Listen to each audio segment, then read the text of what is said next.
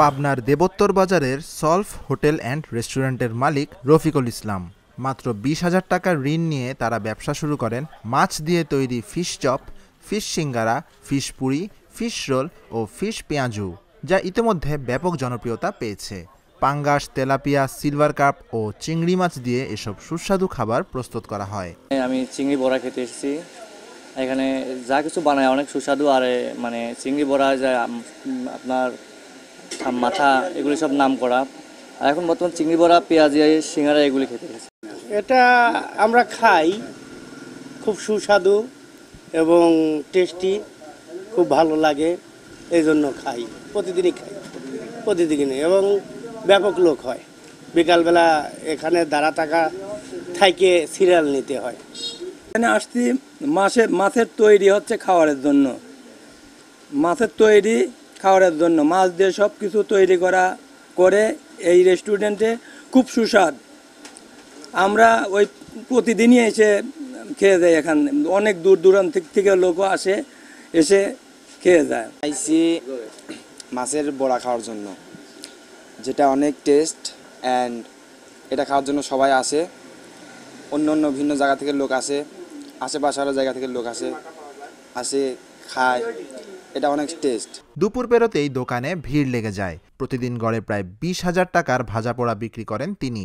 বর্তমানে দোকানে 6 জন কর্মচারী দিনরাত কাজ করছেন। প্রতি মাসে খরচ বাদ দিয়ে রফিকুল ইসলামের মাসিক আয় 1.5 থেকে 2 লক্ষ টাকা। মাছের তৈরি অনেক খাবার বানায়। আপনার ফিশ সিঙ্গারা, ফিশ রোল, আবার ফিশ বল, মাছের চপ, ফ্রাই মাছের চপ, সব কিছু আমরা মাছের তৈরি বানাই। এখানে অনেক প্রচুর চলে। স্কুলের আপনার ছাত্র থেকে শুরু করে বড়রা সন্ধ্যার পরে আর কি প্রচুর ভিড় হয়। এখানে মোটরসাইকেল এখানে পার্কিং করে এখানে খাওয়া দাওয়া করে আর কি। প্রচুর চাহিদা আমাদের এখানে, দামও কম, অনেক সুস্বাদু, অনেক মজাদার খাবার। এখানে অনেকে খাচ্ছে, খুবই মজাদার খাবার। পুষ্টির ঘাটতি পূরণ এবং নতুন কর্মসংস্থানের সুযোগ তৈরির জন্যই এই উদ্যোগ। তাদের এই ব্যবসার সম্প্রসারণ করতে প্রশিক্ষণের ব্যবস্থাও করছেন কিছু কিছু সংস্থা। পিকেসেফের আর্থিক ও কারিগরি সহযোগিতায় জাগরণী চক্র ফাউন্ডেশন কৃষি ইউনিট মৎস্য খাতের আওতায় বিভিন্ন কর্মকাণ্ড বাস্তবায়ন করে আসছে পাবনা জেলায়। তেমনই ভ্যালু অ্যাডেড রেডি টু ইট এবং রেডি টু কুক প্রদর্শনী একটি অন্যতম। এই প্রদর্শনীর উদ্দেশ্য হলো আপনার মাছের বহুবিধ ব্যবহার আর কি। কম দামি মাছ, সিলভার কাপ, তারপরে আপনার পাঙ্গাস, তেলাপিয়া এবং দেশি ছোট প্রজাতির চিংড়ির মাধ্যমে এটা প্রক্রিয়াজাতকরণের মাধ্যমে মাছের তৈরি খাদ্য পণ্য উৎপাদন করা হয়।